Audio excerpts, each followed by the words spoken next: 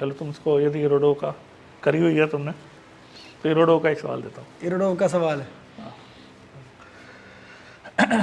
तो एक स्फीयर है, okay uniformly charge sphere, non conducting uniformly charge sphere. ठीक है, non conducting uniformly charge sphere, ठीक है। कैपिटल आर रेडियस के इस स्फीयर के स्मॉल आर डिस्टेंस पे हम एक प्लेन कंसिडर करते हैं। ओके तो प्लेन का इससे जो इंटरसेक्शन होता है स्फीयर से, प्लेन का स्फीयर से जो इंटरसेक्शन होता है, यस उस इंटरसेक्शन से आपको फ्लक्स बताना है। ओके, क्वेश्चन समझ गया मैं। ये मेरे ख्याल में इजी होना चाहिए। देखो जरा, ये आर हो गया, तो सॉलिड एंगल जैसे अगर मान लें ये अल्फ़ा है। सर आपसे थोड़ी सी हेल्प चाहिए मुझे इस चीज़ में, क्योंकि मैं बेसिक थोड़े भूल गया हूँ। सर मुझे आप सॉलिड एंगल याद करा सकते हो कैसे? For 1 minus cos alpha 2 pi into 1 minus cos alpha. 2 पाई, ये होता था क्या? ये सॉलिड एंगल होता है, ठीक है। ओके, और अल्फ़ा यही होता है, यही अल्फ़ा होता है। ओके, और टोटल सॉलिड एंगल शायद 4 पाई होता है, if I am not wrong. Okay, तो अब कॉस अल्फ़ा तो हो गया आर बाई आर,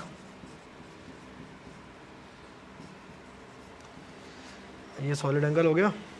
इसको हमने डिवाइड किया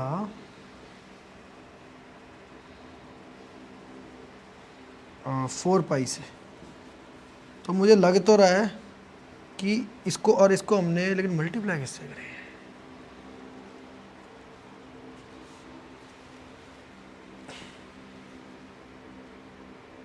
नहीं, ये अप्रोच मुझे नहीं लग रहा कंप्लीट है, क्योंकि चार्ज तो यहाँ भी है।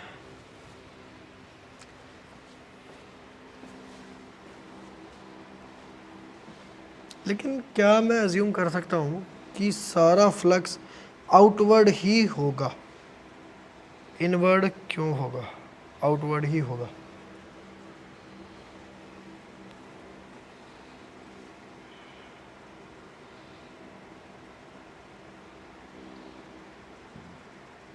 सर मैं अब यहाँ पे गैस ही कर सकता हूँ, तो मैं यही आंसर दूंगा। मतलब इसको हम सिंप्लीफाई कर लेते हैं, 1/2 1 माइनस आर बाय आर।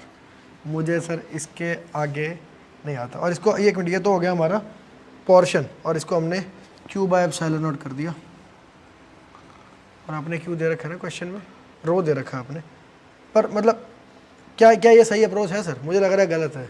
गलत है सर, इसको कैसे सोचेंगे ये भी बताओ ज़रा। देखो, मैं इसको बच्चों को बताता हूँ तो 2 अप्रोच होती है। एक तो होती है brute force approach. Okay, brute force approach का मतलब ये है कि हम जो है बाय शेयर एफर्ट प्रॉब्लम को सॉल्व करना चाहें। तो सर मुझे आप हैक बताओ ना प्लीज़, वो हैक वाला पहले वाला। तो हैक जो है का मजा तभी आएगा जब पहले ब्रूट फोर्स देखो, चलो ठीक है, ब्रूट फोर्स बताओ। है ना। क्योंकि जब अपन मेहनत करने के बाद जो है सब सिंपल चीज़ देखते हैं तो सिंपल चीज़ को फिर ज़्यादा अच्छा अप्रिशिएट कर सकते हैं। एग्जैक्टली। तो ब्रूट फोर्स मेथड ये है कि भाई इसका हमें जो है हर जगह पर ई इसके हर पॉइंट पे लिखना आता है। रो आर अपॉन 3 एप्सिलॉन नॉट जो है ई होता है सॉलिड स्फीयर का अंदर किसी पॉइंट पे।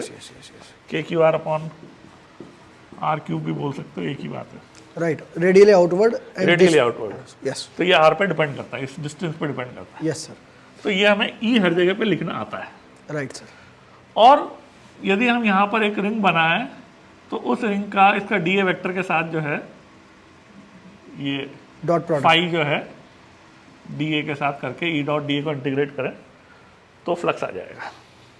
राइट, एक तो ये ब्रूट फोर्स अप्रोच कहलाएगी समझ कि आपने जो है एलिमेंट बनाया, एलिमेंट बना के इसके थ्रू फ्लक्स लिखा और फिर पूरे को इंटीग्रेट कर दिया 0 से। राइट राइट, जो भी ये वैल्यू आ रही है आर की maximum value, got it. Capital R square minus small R square. तो ये तो ब्रूट फोर्स मेथड है। दूसरा मेथड जो ज़्यादा एक वो मेथड पे अब जाने से पहले मैं एक बार वो इंटीग्रल लिखना चाहता हूँ। इंटीग्रेट में मैं लिखना चाहता हूँ, आप प्लीज़ उसको इवेल्युएट करना, ठीक है? मेरे को बड़ा इंटरेस्ट इस चीज़ में है। इंटीग्रल होना चाहिए रो आर बाय 3 एप्सिलॉन नॉट, ये हमारी हो गई इलेक्ट्रिक फील्ड। आर फिर नहीं, आर नहीं, आर नहीं, आर आर आर अच्छा ये आर तो अलग है, तो इसको मैं एक नया वेरिएबल बोल देता हूँ। उसको या तो अपन एल ले लेते हैं, इसको एल ले लेंगे। नहीं नहीं, इसको आप चेंज ना करो। हाँ हम इसको, अच्छा इसको एल ले लेते हैं ना, वेरिएबल एल है ना, चलो ठीक है। वेरिएबल को एल लेते हैं। Rho L by 3 epsilon not, ये हमारा, नहीं आप वही एल लो सर, वो मुझे उसकी आदत है। यस, तो ये आर ले लेते हैं, ये आप यहाँ पे हमने इसको एल लिया है ना, ठीक है? अच्छा ये एल, ये एल है, दिस इज गिवन एल है। ये आर, ठीक है? तो ये हो गया, यहाँ पर एंगल अल्फा ही हो गया, तो कॉस अल्फा तो कॉस फाई आएगा, कॉस फाई आएगा। और अब मुझे एरिया बताना है, तो एरिया, हाँ यहाँ पे मैं फंस रहा हूँ, यहाँ मैं फंस रहा हूँ।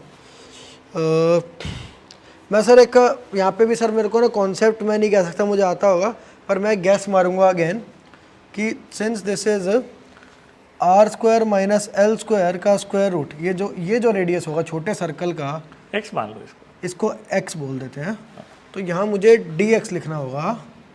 तो dx विल बी इसका डिफरेंशिएशन विच इज आर इसको, square. Capital R small R रहेगा। Okay okay sir duster, okay कहाँ पे लिख रहा हूँ मैं, ये वाला।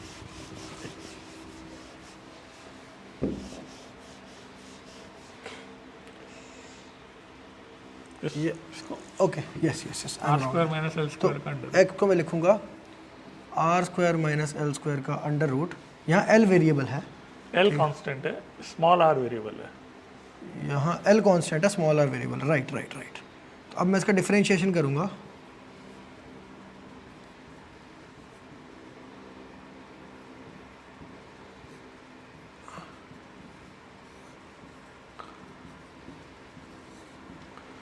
और अभी इसकी जरूरत नहीं है, इसकी ज़रूरत नहीं है वैसे। तो सर मुझे बताओ कि इसको इंटीग्रेट करने का भी क्या अपन एल tan फाई लिख सकते हैं ना, एल टेन फाई लिख दिया, तो उससे वेरिएबल फाई क्या चलेगा dx में, और इसको आप जो है x की टर्म्स में ही या एल अपॉन कॉस फाई लिख सकते हो r को। सर ये तो इंटीग्रल भी एक आप वेरिएबल केवल फाई से आपका काम हो जाएगा। ये इंटीग्रल भी सिखा दोगे सर? चलो सर मैं ऐसी चीज़ों में ना जेई की तैयारी के टाइम पर ना जब फंस जाता रहा तो कोई मुझे बताने वाला नहीं होता था, ये ऐसी प्रॉब्लम्स मैंने देखी है वहाँ पे। तो देखो इसके अंदर जब कई सारे वेरिएबल्स होते हैं, यहाँ पे हम देख रहे हैं कि केवल एल फिक्स है। जब हम एलिमेंट को बदलेंगे तो क्या क्या चीज़ें बदलेगी, ये आर बदलेगा, ये एक्स बदलेगा और फाई बदलेगा, ये 3 चीज़ें बदल रही हैं। अब हमें इंटीग्रल केवल 1 वेरिएबल का करना आता है, तो हमें चूज़ करना पड़ेगा कि हम किस को रिटेन करें, किसके रिस्पेक्ट में इंटीग्रेशन हमारा सबसे आसान हो जाएगा। तो इनवेरिएबली अपने को एंगल चूज़ करना चाहिए, क्योंकि सब्सटीट्यूशन करके अल्टीमेटली हम एंगल पे ही आते हैं, और ट्रिग्नोमेट्री के फॉर्मूलाज भी यूज़ कर पाते हैं, है ना? तो हमें आर और एक्स दोनों को एल और फाई के टर्म्स में लिखना क्योंकि आता है, ओके इसलिए हम शुरू से ये एम करके चलें कि फाई को वेरिएबल मानेंगे। ओके तो एक्स को आप एल tan फाई लिख लो,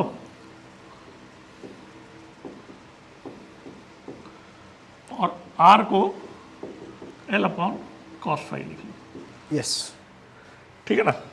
तो ये rho R upon 3 epsilon naught में आर हमारा हो गया L upon cos theta, yes cos phi. Cos phi. अब डी ए की बात करते हैं, तो डी हमारा element 2 pi x into d x बनेगा। राइट सर, एक्स क्या बन रहा है, L tan phi, sec square phi, तो L sec square phi d phi. Yes तो E D A cos phi हमारा डी फाई हो जाएगा, फ्लक्स।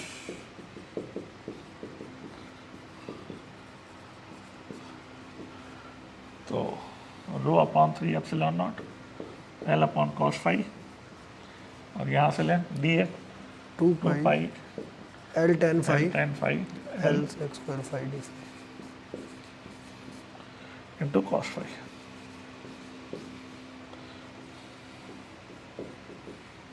अब ये हमारा इंटीग्रल बनेगा फाई से 0 से मैक्स तक।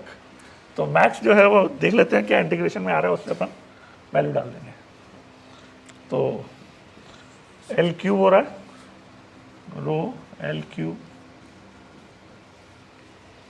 cos फाई कैंसिल हो गया, tan phi sec square phi d phi.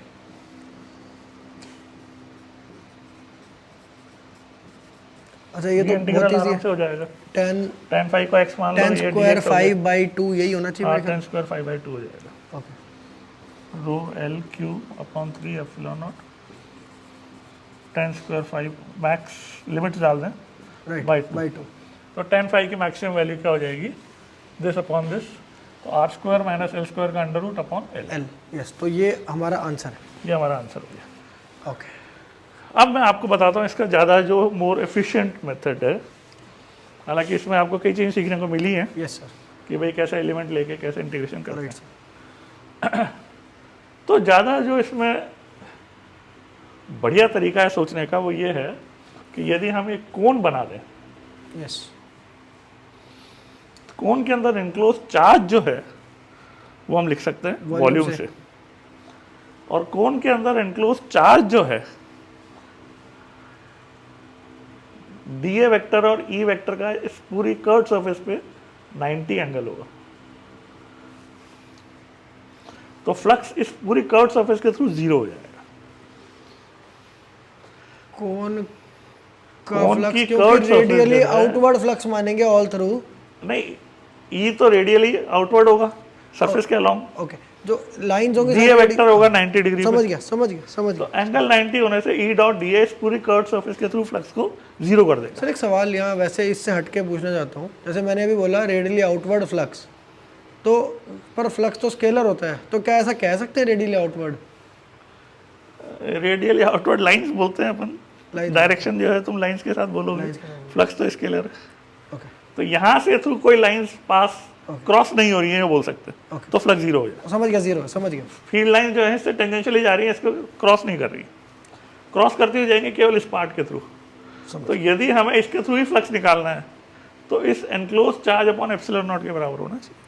समझ गया। मैं एक बार तो ये एनक्लोज चार्ज जो है आप जी। इस कोन के वॉल्यूम से 1/3πr² से लिख सकते मैं एक बार ये भी मैं सेम लिख के देखना चाहता हूँ, क्या वो सेम आ रहा है? हैं। बिल्कुल। तो हमें एनक्लोज चार्ज निकालना है, तो 1/3 पाई कोन के बेस का रेडियस ये है which is L tan phi, max L tan phi max, और इसका स्क्वायर 1/3 पाई r स्क्वायर, और h हो गया L खुद, और ये वॉल्यूम हो गई, रो इंटू 4/3πr, और रो से मल्टीप्लाई कर दिया ये हाँ रो से मल्टीप्लाई तो ये हमारा चार्ज हो गया अपॉन एप्सिलॉन। Epsilon not. ये आंसर होना चाहिए। क्या ये दोनों सेम है? रो मुझे दिख रहा है, एल क्यूब मुझे दिख रहा है, स्क्वायर हो गया, tan फाई मैक्स दिख रहा है, स्क्वायर दिख रहा है उसका, नीचे मुझे यहाँ पर 2 का 2 दिख रहा है। मैंने 2 कहाँ मिस कर दिया सर?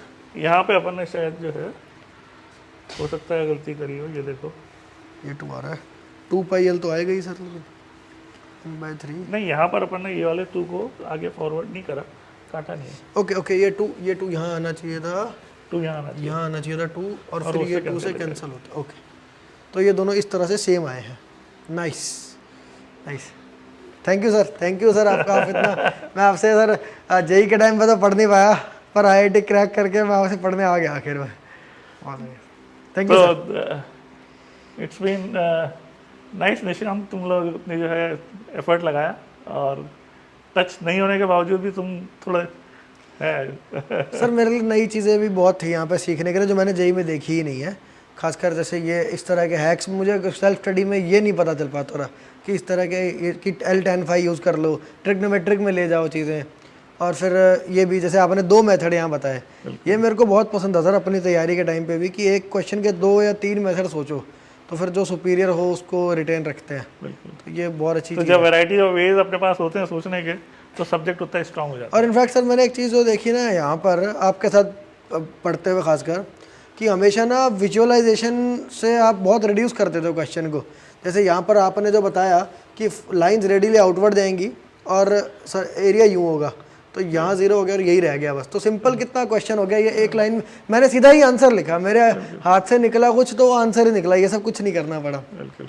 और ऐसे ही आपने वहाँ बताया बहुत, ये यही सब चीज़ें तो आई थिंक फिज़िक्स का मेन यहीं से ही क्रैक हो जाती है physics, thank you so much sir. And बाकी सारे स्टूडेंट्स, मतलब ये सारे तरह के क्वेश्चंस आप कर पाओगे अगर आप एनजे सर से पढ़ रहे होगे, और NJ sir has agreed to teach physics to all of you online. ठीक है।